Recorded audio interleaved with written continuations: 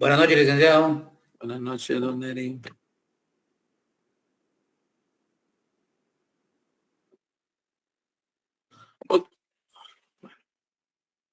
Ok, jóvenes, sean todos bienvenidos a la clase al curso de Derecho Procesal Civil 1. Muy bien. Vamos a continuar hoy, pues, evidentemente, con nuestro material, con nuestro curso. Y como siempre lo hago, pues es menester consultarles o preguntarles si tienen alguna interrogante, alguna duda. Por ahí medio vi en el chat que alguien preguntó, otro dice, cuando el licenciado, lo cual no es malo, ¿no? Es bueno esa, como hacer ver ese tipo de cosas, ¿verdad? Eh, que pregunten, ¿no? Que pregunten, por favor. A mí no me es molesto, pues, repetirles porque a la larga, ese es el sentido de esto, ¿no? Que ustedes aprendan, entiendo y sé que no todos pues tienen la oportunidad de desarrollarse dentro del área meramente jurídica o legal de alguna empresa, alguna entidad. Entonces, pues yo sé que el lenguaje que utilizamos a veces, pues no, como no es común, es un lenguaje técnico, es un lenguaje profesional, una jerga que pues solo los abogados realmente manejamos, ¿verdad? Entonces, es evidente que van a haber dudas y por un concepto, por muy sencillo que parezca, para los que ya conocemos el derecho, pues para que es nuevo, pues evidentemente no conlleva esa facilidad. Entonces, les consulto si tienen dudas, si tienen alguna pregunta sobre lo que vimos o relacionado a lo que vimos, pues les dejo este espacio. Yo les decía que uno de los libros que realmente uso, incluso lo uso para litigar, para fundamentarme en doctrina, es el libro de Neri Muñoz, que es Derecho Procesal Civil, ¿verdad? De Guatemala. Ese es un libro extraordinario. Los libros del doctor Aguirre Godoy, pues son extraordinarios. Evidentemente, pues con el paso del tiempo hay algunos principios, algunas instituciones que van teniendo un cambio, pero en esencia continúa siendo el libro más importante pues para mí en lo particular como estudiante de derecho procesal civil en este caso. Entonces, si ese pueden utilizarlo, ¿verdad? Pues lo venden en la facultad, son un libro muy, muy bueno que ha servido ya generaciones para formarnos, ¿verdad? Entonces, eso lo pueden hacer. ¿Alguna otra pregunta, jóvenes?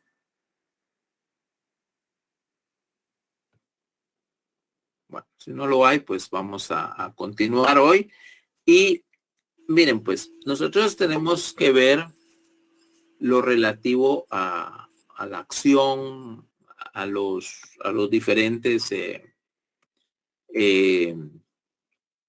digámoslo así, a las diferentes categorías o categorías más importantes dentro del derecho procesal, pero también es importante estudiar o por lo menos describir apropiadamente antes de esto, conocer el Código Procesal Civil y Mercantil. Estimo que ustedes ya lo tienen en sus manos, espero que así sea. Hoy quiero que demos un recorrido sobre nuestro Código Procesal Civil, algunos antecedentes de este, y de esa manera que ustedes lo vayan conociendo. El derecho, el Código Procesal Civil es tan importante que sirve de fuente supletoria para otras leyes. El Código Procesal Civil le sirve al Código de Trabajo, por ejemplo, le sirve al Código de Comercio, le sirve al Código Procesal Penal. Entonces, imagínense el alcance que tiene el Código Procesal Civil, que él le sirve a otros cuerpos e incluso ramas del derecho, pues que quizás a simple vista no tengan ¿Por qué? Yo me recuerdo, yo comencé a trabajar en bufete hace 23 años y me recuerdo, pues yo estaba, pues no había cerrado la carrera, era mi primera experiencia, pero me recuerdo que yo me preguntaba, pues el bufete que yo trabajaba era un bufete de, mirábamos asuntos penales. Y yo me preguntaba por qué había bases en las cuales, por ejemplo, el licenciado, el abogado, se basaba en o se fundamentaba en el Código Procesal Civil. Y decía, pero ¿por qué eso? Entonces, en penal, porque yo no había logrado entender todavía, ¿verdad? Cómo realmente funciona la integración de la ley y de esa interdependencia de ramas en determinado momento. Se los digo ahora a ustedes para que le tomen importancia, para que le tomen, yo sé que lo hacen, pero que lo tomen con una importancia bastante grande, porque esto les sirve y el manejo de la ley, el manejo de las instituciones, no solo del Código Civil procesal, sino de las leyes y de los principios que rigen los principios hermenéuticos y exegéticos de la ley. Cuando uno logra entender eso, yo les digo, es una situación muy fascinante, llamémoslo, porque uno puede utilizar la ley, extraer de la ley y que la ley realmente sea esa fuente, que sea esa fuente de derecho, pero un derecho dinámico que a ustedes les va a ayudar en todo el desarrollo de su carrera. Entonces, dicho esto, quiero que abran, por favor, o que tengan a la mano ahí su código procesal civil y mercantil. Levanten la mano cuando ya todos lo tengan, por favor, o cada uno levante la mano, por favor. En lo que yo sigo dando ingreso a compañeros. Muy bien, gracias. Bueno, ya pueden bajar sus manos, compañeros. Gracias. Fíjense que, en primer lugar, vamos a entender qué tipo de ley. Ustedes ya vieron teoría de proceso, ya vieron introducción al derecho, ya vieron la clasificación de las leyes. ¿Qué tipo de ley? Y la primera pregunta, yo también tengo el código aquí a la mano. La primera pregunta que les quiero hacer, y ustedes ya deben de saber, ¿qué tipo de ley? Y no hablo de sustantivo, o no hablo ni de sustantivo, ni de adjetivo, ni de objetivo, ni de otras de las categorías como hemos visto. Sino yo les digo qué tipo de ley es el Código Procesal Civil y Mercantil. ¿Un decreto? Bueno, todas las leyes son decretos. Pero hay algo importante. Sería el decreto número 107, porque No, hay esa es su nominación. Ese es el decreto 107. ¿Una ley auxiliar? Es procesal. Ordinaria. Sí, ya lo dijimos. ¿Perdón? Ordinaria, licenciado. No. Sí, es una ley ordinaria, pero hay algo, se los pongo así. Ustedes, les voy a poner esto para que podamos hacer la comparativa. ¿Tienen el Código Procesal Penal a su alcance? Si lo tienen a su alcance, por favor. Sí. Bueno, traigan su Código Procesal Penal. ¿Ley de arbitraje, licenciado? No. El Código Procesal Penal. Yo la tengo en la mano. Ok, perfecto. Cuando usted abre su Código Procesal Penal, ¿cuál es el nombre completo de ese código? Por favor, dígamelo. De Código Penal, decreto número 17-73. No, el procesal penal, por favor, no el penal. Decreto número 51-92. Ajá, ¿y qué más? ¿Cómo se llama? ¿Cómo se llama esa ley? Creo que tengo que aprender desde el principio. Procesal Penal, decreto número 51-92 del Congreso de la República de Guatemala. Muy bien. Ese es el nombre de la ley. Eso también es otra técnica que deben de aprender. La ley no se llama el procesal civil. Se llama, en el caso del procesal penal, es el decreto 51-93 del Congreso de la República de Guatemala. Código procesal penal o Código procesal penal, decreto número taca del Congreso de la República. Ese es su nombre. Y ese es, ¿qué tipo de ley es ese? Es una ley formal. Esa es una ley formal. ¿Por qué decimos que es una ley formal? Ustedes ya vieron o están viendo esto. Es una ley formal porque fue creada por el órgano encargado de crear la ley. ¿Quién es el órgano encargado de crear la ley? El Congreso. El Congreso. El Congreso de la República. Muy bien. Entonces, ahora cerremos nuestro Código Procesal Penal y veamos, ahora abramos nuestro Código Procesal Civil y Mercantil. ¿Cómo se denomina el Código Procesal Civil y Mercantil en su nombre, denominación completa? En el mío indica Código Procesal Civil y Mercantil, Decreto Ley número 107 por Enrique Peralta Zurdia, jefe de gobierno de la República de Guatemala. Ok, esa ley fue promulgada por el Congreso, ¿sí o no? No, por No. consejo. No. ¿Y cómo se le llama a las leyes que no son creadas por el Congreso? Leyes De auxiliares. facto, ¿No? Leyes auxiliares no es. Extraordinario. de facto, Decretos, leyes. Sí, son decreto ley, y ahí lo dice. Son leyes materiales.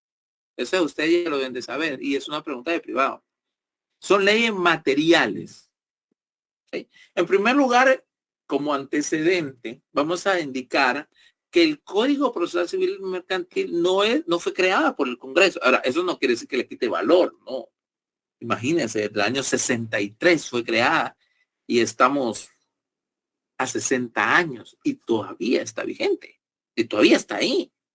Y eso es por algo, por una razón, porque es una ley muy bien hecha, porque es una ley muy, muy completa, llamémoslo de esa manera. Va. Lo primero que vamos a decir entonces, si yo le pregunto en un examen qué tipo de ley el Código Procesal Civil y Mercantil, usted es una ley sustantiva o adjetiva, pero también es una ley material. Porque es una ley que fue creada no por el organismo legislativo, sino por un gobierno de facto. Eso es lo que se le denomina una ley material. Eso ustedes ya lo deben de saber, porque en introducción al derecho, eso se estudia también, ¿verdad? Muy bien. Entonces, vamos a primero decir que es una ley material que se promulgó en el año de 1963. ¿Sí? En el gobierno de Enrique Peralta Azurdia. También vamos a decir que es una ley que guarda, y eso es subjetivo lo que les voy a decir, no se lo pregunto en un examen, pero es una ley que guarda relevancia dentro de todo el sistema legal guatemalteco, porque sirve de guía para muchísimos procesos. ¿Sí? No solo civiles, mercantiles, y es auxiliar de otras ramas procesales como el procesal penal y el procesal laboral. ¿Qué quiere decir que es auxiliar o supletoria? Que lo que no esté en estas leyes va a ser suplido por el Código Procesal Civil. O sea, esa es la importancia, ¿verdad? En cuanto a, claro, cada ley especial, cada ley, por ejemplo, en el Código de Trabajo nos va a decir ahí cómo la prueba, cómo se realiza el juicio oral, por ejemplo, ordinario. Ahí nos lo va a decir, o nos lo va a explicar, pues se aparta, pero guarda mucha similitud con el juicio oral que nosotros encontramos en este código, ¿sí? Eso es lo primero que podemos decir. Solo una pregunta, licenciado. Sí, Limne. El Código Procesal Civil y Mercantil sería como un resumen de todas las leyes. Si no estaría mal, lo tomaría así, no sé si me equivoco. No es un resumen de las leyes. ¿Cómo resumirlo o algo No. auxiliar? No es auxiliar. El Código Procesal Civil no es auxiliar. Es procesal y es una ley principal. No es auxiliar. Yo le digo que yo puedo decirle que leyes auxiliares, pues hay otras, ¿verdad? Hay otras. Una ley auxiliar que les puedo decir es la ley del organismo judicial. Es general y es auxiliar, porque sirve para auxiliar a las demás, pero no rige una materia específica. Esa es la ley del organismo judicial. Y es supletoria a todas las demás leyes. Si hay una ley auxiliar podría ser porque, digamos, en el artículo 116 del Código Procesal Civil y Mercantil establece que las excepciones se llevan por la vía de los incidentes. Pero en el Código Procesal Civil no están los incidentes, donde encontramos el artículo 135 al 140 de la ley del organismo judicial. Al final, también el Código Procesal Civil nos dice de que la vista se hace, o la sentencia se hace de acuerdo al plazo, se dicta de acuerdo al plazo de la ley constitutiva del organismo judicial. Esa ley ya no existe, sino que hoy es la ley del organismo judicial y lo encontramos en el artículo 141 al 143 de esa ley. Esas son, si en todo caso es una ley general, pero es auxiliar, porque auxilia a otros, pero el Código Procesal Civil no es, y tampoco es una ley que resuma las demás. No. Es una ley marco que establece los procedimientos para el litigio civil, pero su alcance es para todas aquellas ramas procesales que también pueden servirse de sus normas para aplicarse en ellas. O sea, no vamos a agarrar una norma laboral para aplicarla al Código Procesal Civil, aunque hay excepciones. Ejemplo, el embargo de salario. Aunque el Procesal Civil también lo dice, allá en el Código de Trabajo también nos indica que parte del salario se puede embargar. Yo les pregunto, ¿cuál es el porcentaje que se puede embargar de un salario? 35%. 35% por cuestión de deuda y un 50% por cuestión de pensión alimenticia. Por cuestión de pensión alimenticia, por obligaciones familiares. Ahí están bien. Entonces, eso, ahí tenemos un poquito, pero realmente no es pues que se auxilia como tal de él. No sé si me explico y le dejo. Perdón, ¿quién la realizó, Lic? Así es la pregunta. ¿A qué se refiere con esa pregunta? O sea, ¿quién hizo el proyecto de esta ley? Como no fue el Congreso, licenciado, ¿quién lo realizó? Miren, el proyecto del Código Procesal Civil fue realizado dentro de varios por el insigne doctor Mario Aguirre Godoy. ¿Sí? El doctor Mario Aguirre Godoy fue de los, hay varios, él está en Código Notariado, en Código Civil y Procesal Civil y dentro de otros connotados de la época, pero por eso yo los remito a Aguirre Godoy, porque él es parte del grupo de abogados y notarios que trabajaron estos proyectos de ley. Ahora, lo aprobó el jefe de Estado. Por eso, cuando ustedes lo ven acá, es del jefe de gobierno en Consejo de Ministros. Ellos vinieron e hicieron promulgaron esta ley, ¿sí? No es el Congreso, ¿verdad? Sino perdón, solo permítame un segundo, no me acuerdo.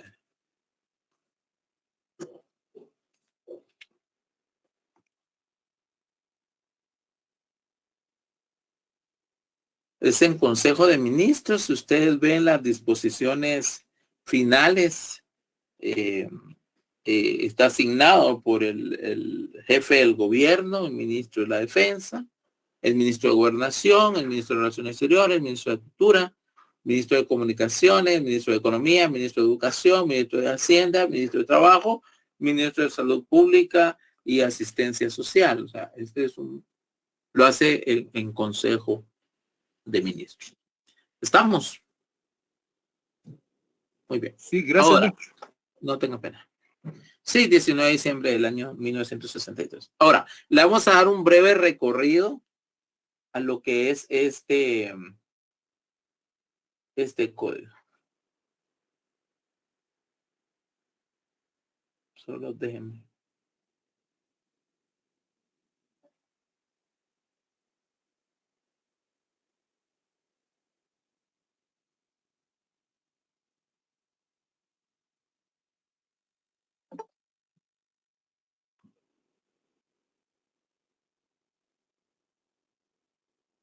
Muy bien. Vamos a darle un breve recorrido, como le digo, a este código. Código humano, vamos a hablar del libro primero.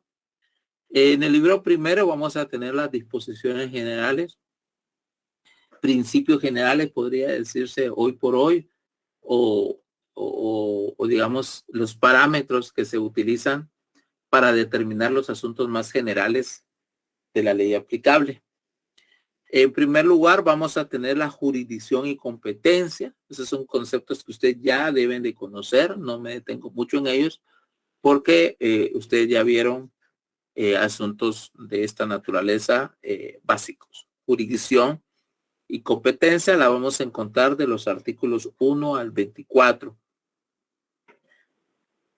En el título segundo vamos a encontrar las personas que intervienen en los procesos.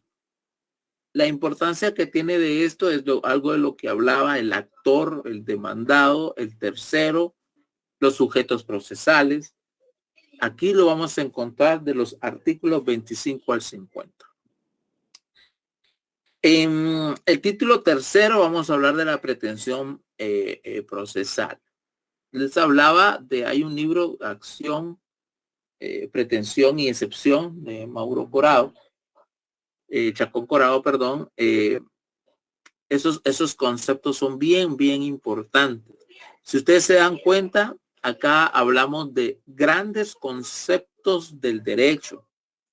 En la primera hablamos de jurisdicción y competencia. Y regreso en este libro. Después hablamos de los sujetos que intervienen en el proceso, lo que es la parte, y los sujetos procesales. También hablamos de el ejercicio de la pretensión procesal. ¿Qué es yo les pregunto a ustedes, de todos estos conceptos, ¿qué es la pretensión? Eso también ustedes ya deben de conocerlo. Yo sé que también no lo sepan de memoria, pero sí ya tienen la idea básica de lo que es la pretensión. ¿Qué es la pretensión, jóvenes? Buenas noches, Lick. Yo pensaría que es sobre lo que se pretende, lo que uno requiere. Lo que uno requiere, muy bien. ¿Alguien más? La petición que se le hace al juez. La petición que se hace al juez. Al juez se le hacen muchas peticiones, pero cuando hablamos de la pretensión procesal, vamos a reducir el concepto en un stricto sensu a el objeto sobre el cual recae mi reclamo.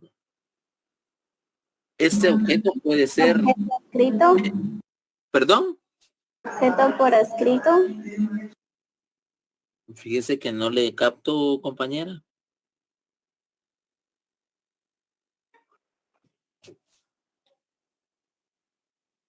Sí, Sonia, levantó la mano. Buenas noches, licenciado. Lo que se pretende en una demanda, licenciado. Ah, claro. La pretensión es lo que se pretende. Por escrito, claro. Sí. Obviamente la pretensión es lo que se pretende. Pero hablamos de esa reclamación. Se los pongo de forma práctica. En una demanda de alimentos hay varias peticiones.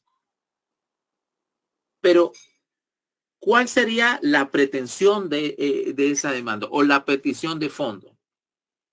El pago de la pensión alimenticia. ¿El pago? La fijación de una pensión alimenticia. La fijación. de una obligación. Ahí se constituye un derecho. ¿Sí? Se hace real un derecho. En una demanda de paternidad y filiación extramatrimonial, ¿cuál sería ahí la pretensión? El reconocimiento del hijo. Muy bien. ¿Qué más? Pretensión material, licenciado. ¿Cómo? Pretensión material o de bienes. Podría ser también eso dentro de las pretensiones fundamentales. Pero la primera, evidentemente, es que se declare la paternidad y la filiación entre las personas. Y con esta declaración nacerán todos los derechos, se constituyen todos aquellos derechos y aquella situación de derecho que no existía antes de la declaración judicial o de la sentencia. Y así podríamos ir en un juicio de divorcio, y hablo de familia porque pues, es más común quizás que lo conozcamos, pero en uno de divorcio, obviamente la pretensión es que se extinga el vínculo conyugal. ¿Sí? Ese vínculo deje de existir. Y que se cancele la partida de matrimonio y obviamente nace una partida de divorcio.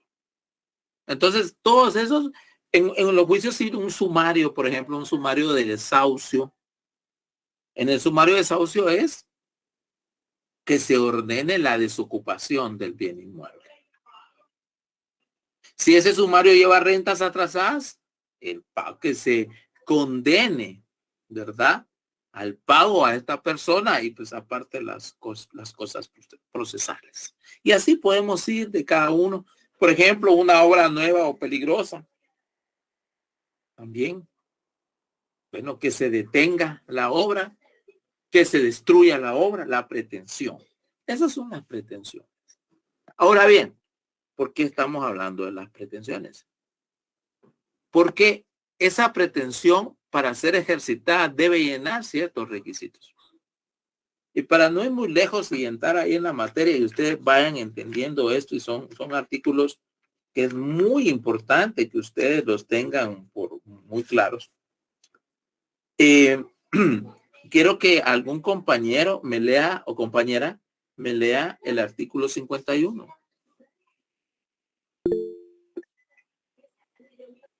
Pretensión procesal. La persona que pretenda hacer efectivo un derecho o que se declare que la asiste puede pedirlo ante los jueces en la forma prescrita en este código. Para interponer una demanda o contrademanda es necesario tener interés en la misma. Muy bien. Entonces, yo puedo, si yo quiero o pretendo hacer efectivo un derecho que yo digo que lo tengo o yo digo que me asiste. Por ejemplo, la madre, esposa, le pide pensión a su marido porque ella dice que este derecho le asiste. O sea, yo como esposa o yo como esposo, porque también se puede dar el caso, tengo derecho a requerirle a mi marido, a mi esposa, a mi papá, que me dé una pensión alimenticia. Entonces,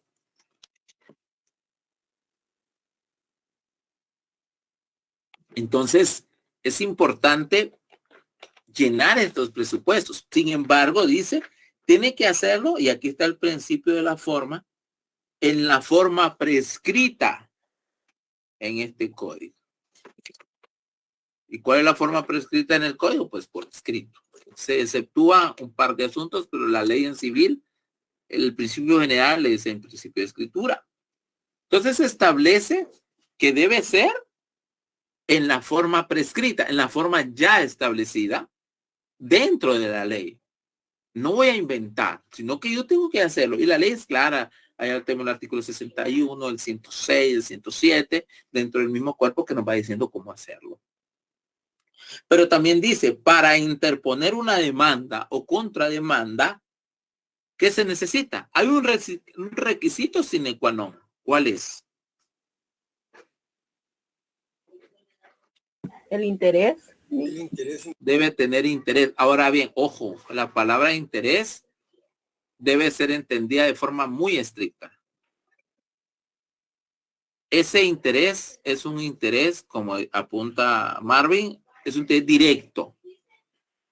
Puede ser un interés también indirecto, pero ese interés indirecto, a eso se le llama tercero, pero tiene su lugar.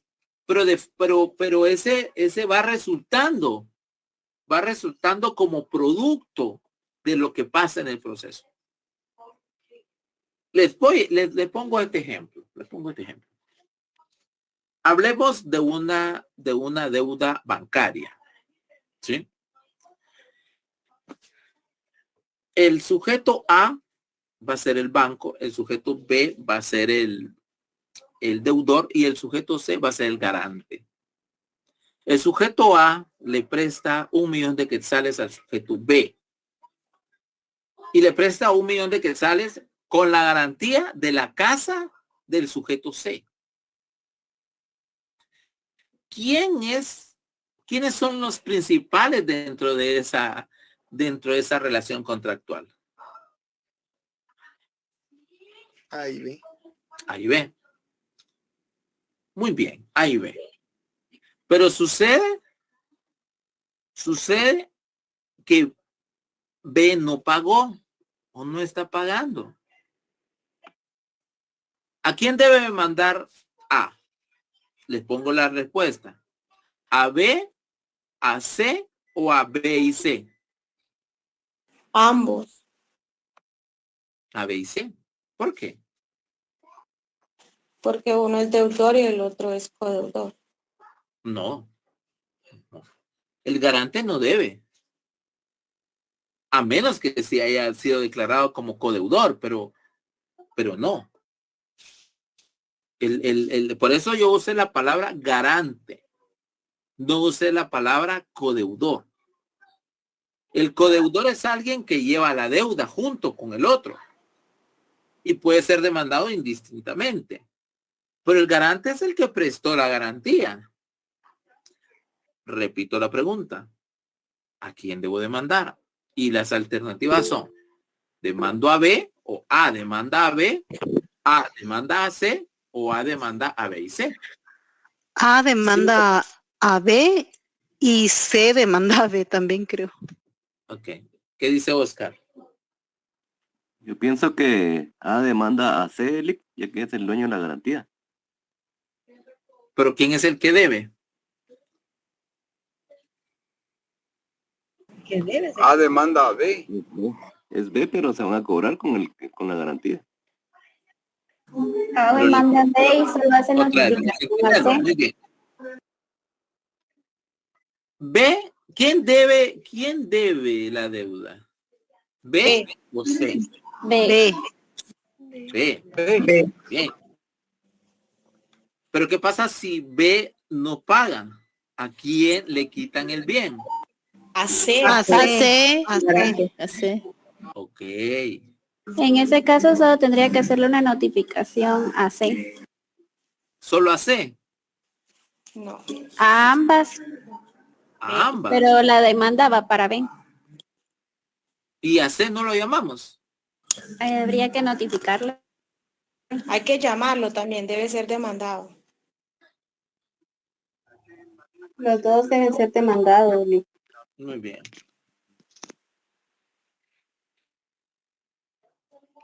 ¿Cuál será la respuesta? Rudy tiene la mano levantada. ¿Qué dice Rudy? El licenciado primero se iría por la B y de ahí iría por la C, porque con la B fue el trato directo. Ajá. Solo demandamos a B entonces. Perdone, yo diría que a B y posterior a C, porque C figura también como garante del, digamos que del, obviamente de la propiedad en este un ejemplo, ¿va? Entonces yo pensaría que a los dos, pero iniciando por B y posterior a C para que se entregue el bien, ¿verdad? Por decir algo. Perfecto. Bueno.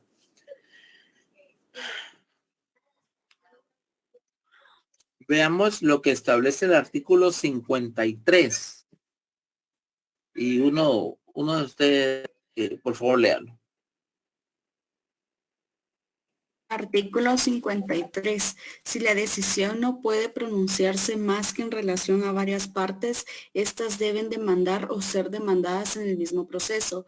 Si éste es promovido por algunas o contra algunas de ellas solamente, el juez emplazará a las otras dentro de un término perentorio. ¿Ustedes creen que la decisión también, aunque B sea el deudor, afecta a C?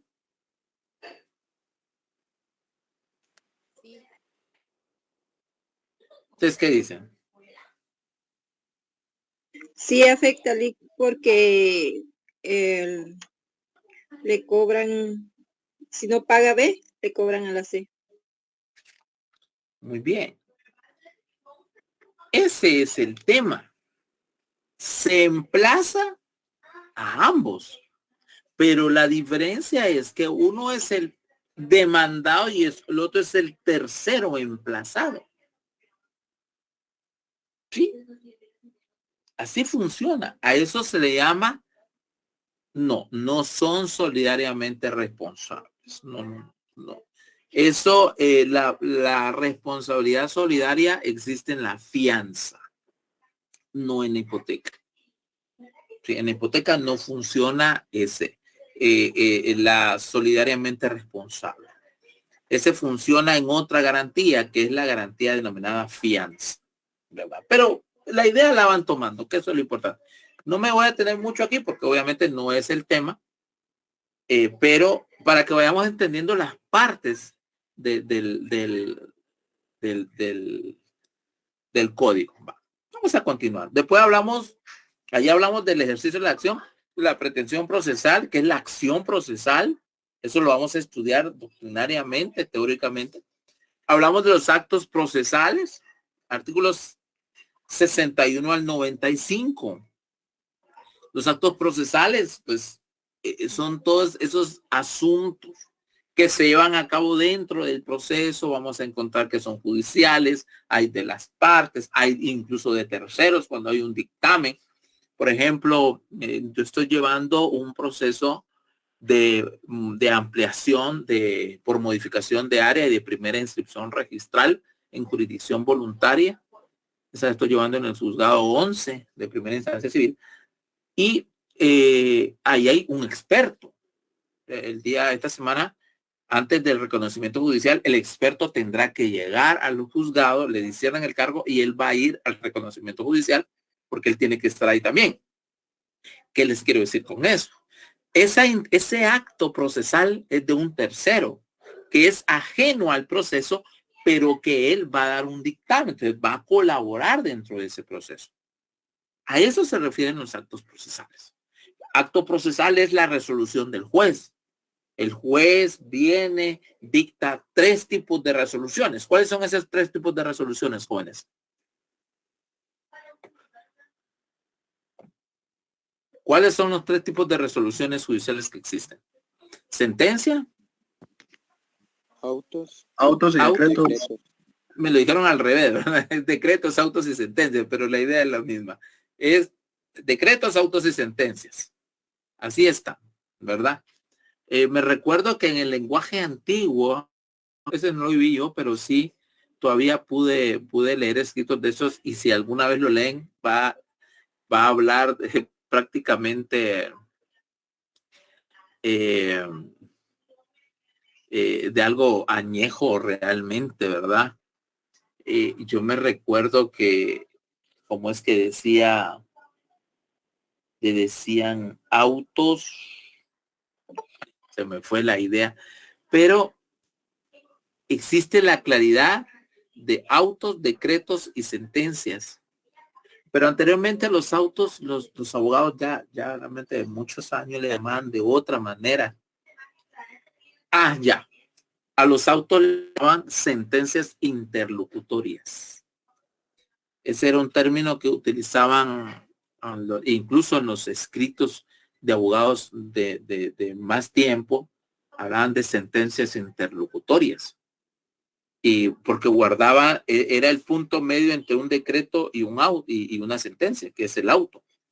Pero ese término pues se cayó en desuso y ya no se habla de sentencias interlocutorias, sino propiamente de autos, como hoy nosotros lo hacemos, ¿verdad?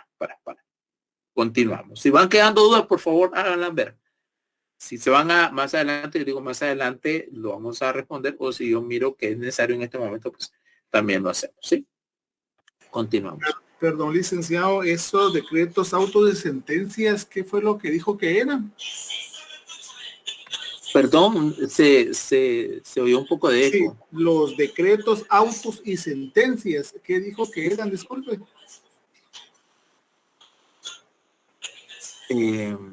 Lo último no le escucho, solo leí decretos, autos, o escuché los decretos, autos y sentencias.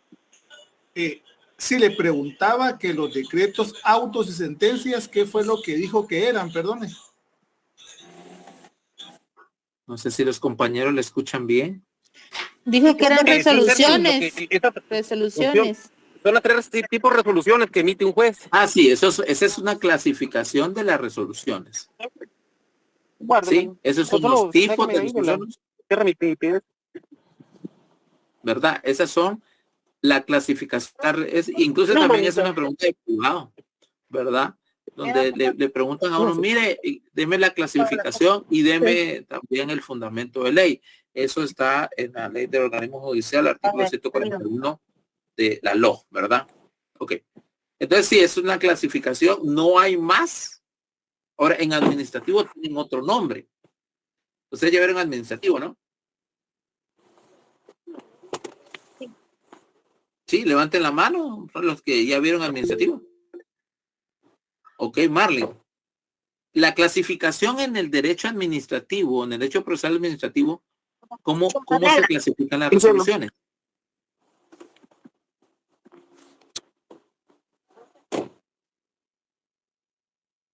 Sí, Marlene.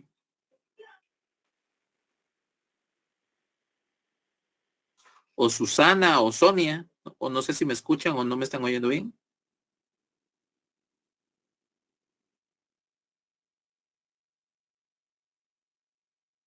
¿Me escuchan, jóvenes? Sí le escucho. Honestamente no lo recuerdo, disculpe. Ok, muy bien. Susana.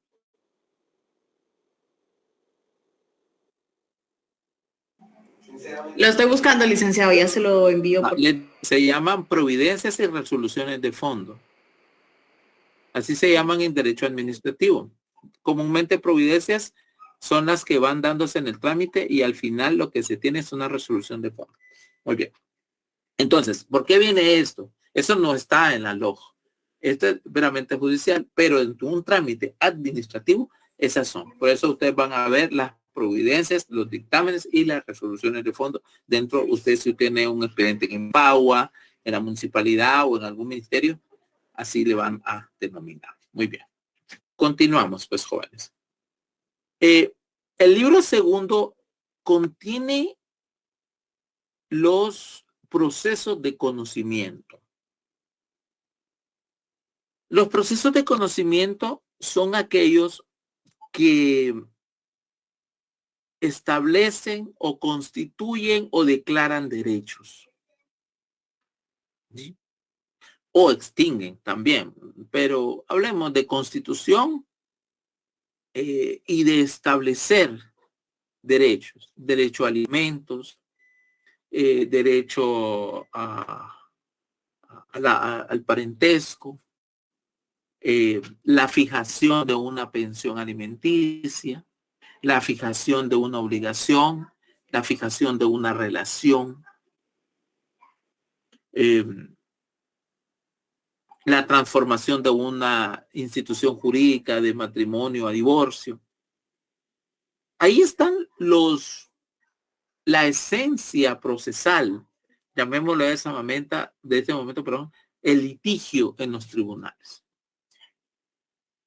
El litigio en los tribunales. Uno litiga civil y lo hace en cualquiera de los procesos establecidos. No hay procesos fuera de los que acá están dentro del derecho procesal civil en Guatemala. No hay. Estos procesos son los siguientes. En el título 1 tenemos el primer proceso. ¿Cómo se denomina ese proceso, jóvenes? ¿O ese juicio? Ordinario. ¿Perdón? Procesos de conocimiento. Ordinario. Ordinario. El juicio ordinario, muy bien. El juicio ordinario es el juicio tipo dentro de los procesos. Su recorrido es desde el artículo 96 hasta el artículo 198. ¿Qué encontramos ahí? Bueno, encontramos la esencia de las etapas. El juicio ordinario, en el artículo 96, lo que dice, bueno, léanlo ustedes. ¿Algún compañero ahí voluntario que lea el artículo 96?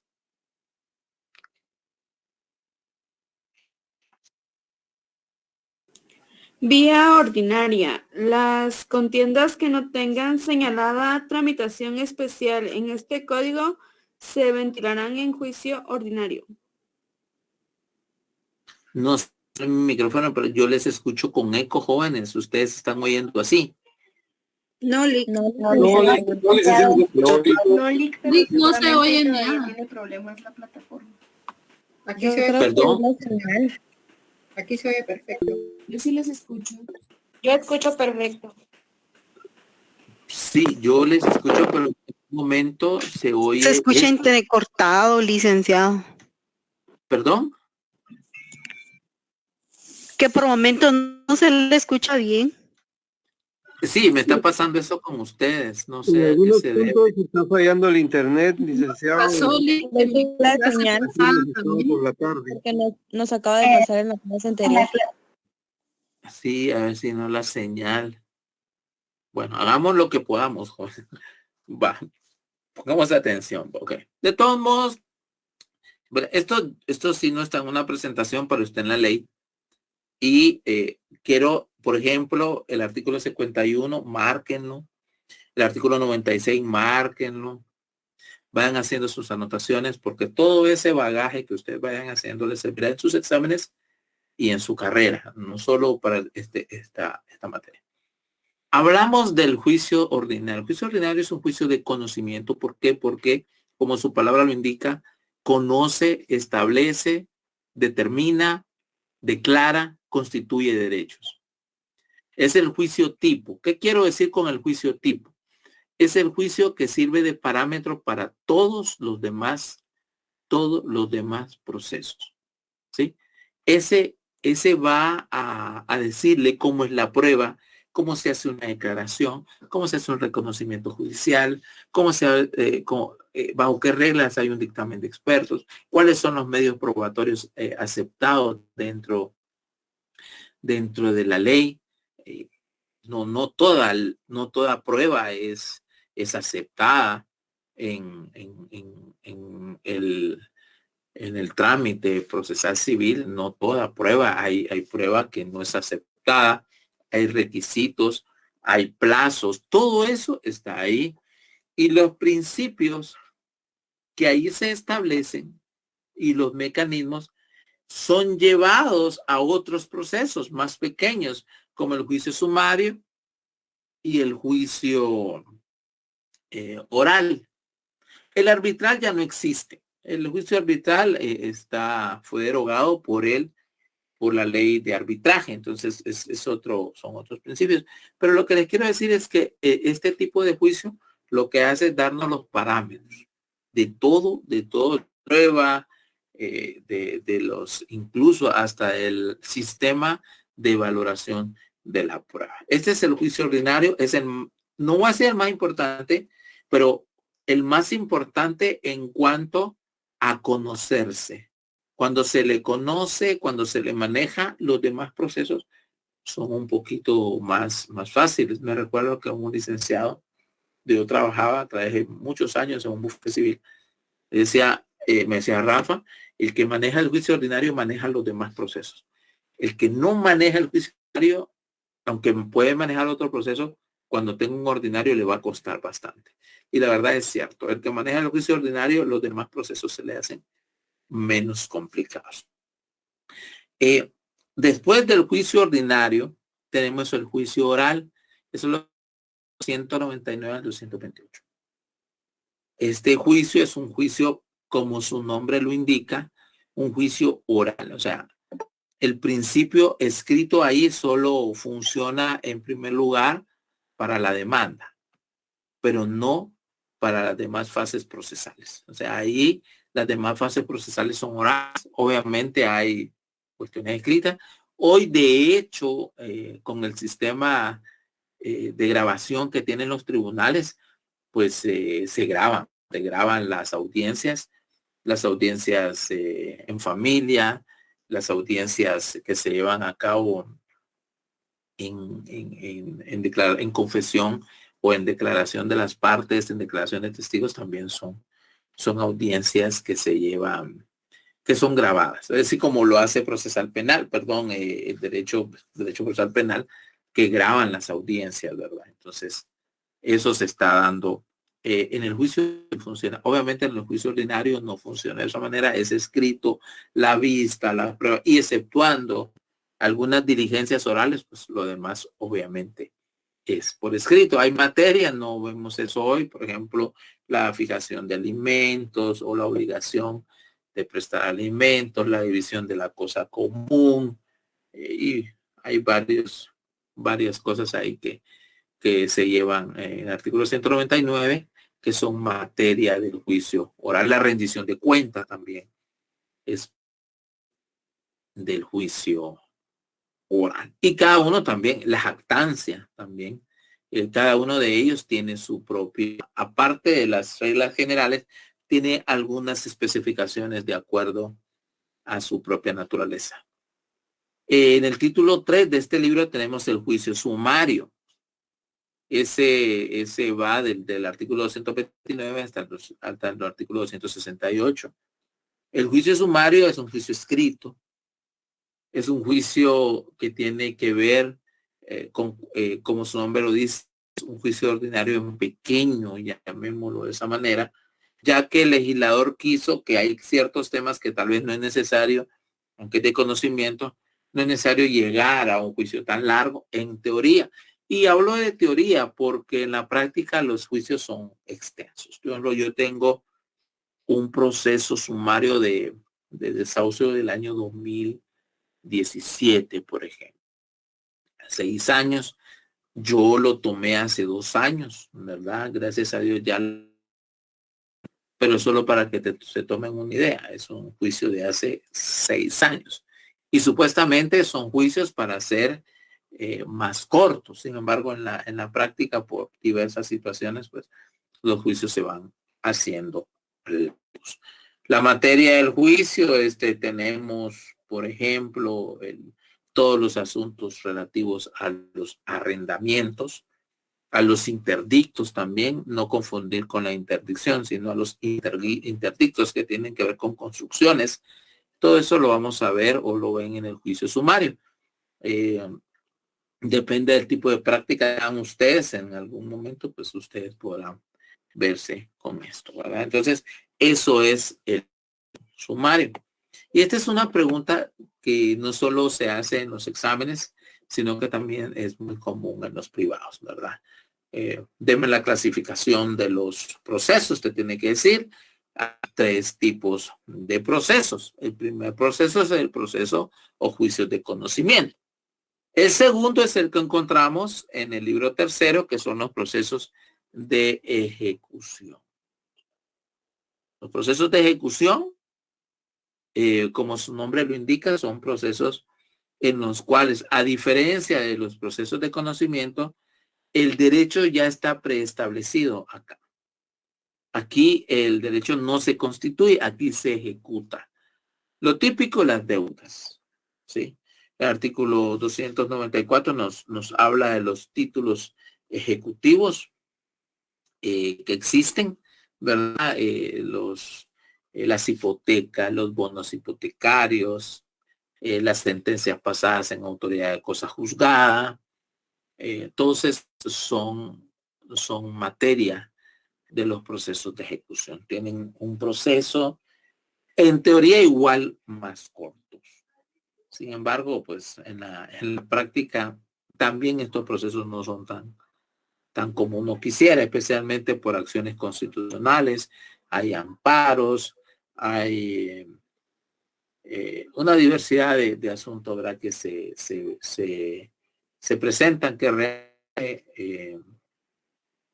atrasan los procesos. Aparte de la mora judicial, hay juzgados que son muy lentos para resolver por la misma carga de trabajo.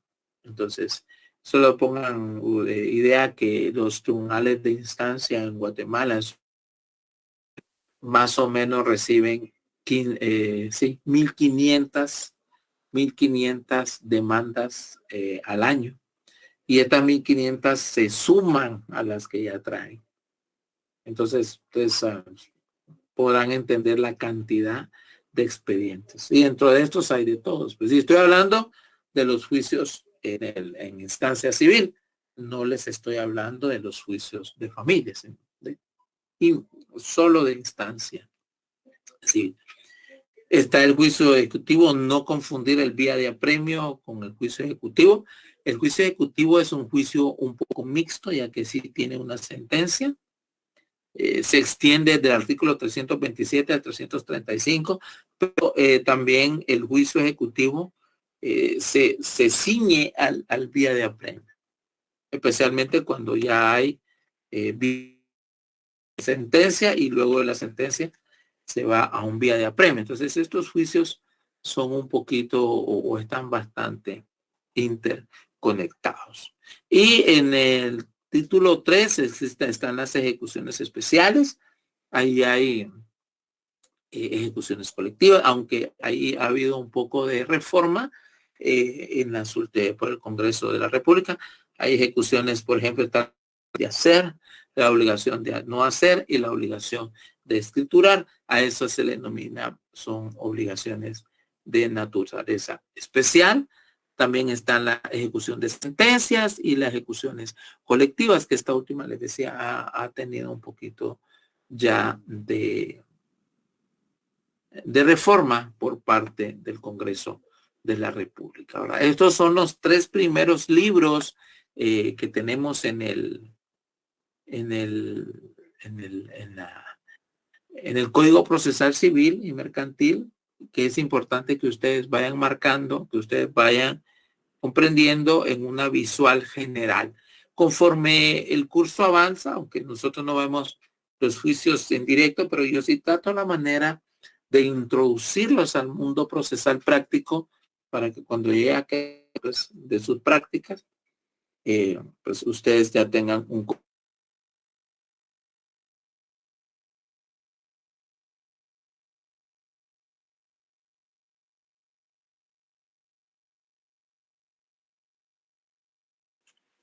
Se nos fue el link. Se Lo fue perdimos. Nos fuimos y ni cuenta nos dimos. Ya estoy aquí. Falló la red. Bueno, sí me lograron escuchar lo último. No, licenciado. Es que se fue. Perdón, licenciado, ¿qué libros dijo? Se volvió a ir. Fíjense que no les oigo, jóvenes. Lee que está fallando. Vamos a recortar. Creo que le está fallando. Se les oye. ¿Saben qué? Hagamos una cosa. El link se salió. No, ya no me salí. Vamos a llegar hasta aquí. Vamos a terminar la clase. Sí está interrumpiendo la red, no está muy buena. Y pues vamos a continuar. Si hay preguntas, pues apúntenla. Y proseguimos la próxima el próximo miércoles, si Dios lo permite. ¿Estamos de acuerdo? De acuerdo, Lick. De acuerdo, Lick. Feliz noche, Va. Perfecto, pues que pasen una feliz noche. Gracias, Lick. Feliz noche, licenciado. Feliz noche, Lick. Feliz noche. Feliz noche, licenciado. Chicos, feliz noche, chicos. Qué lindo.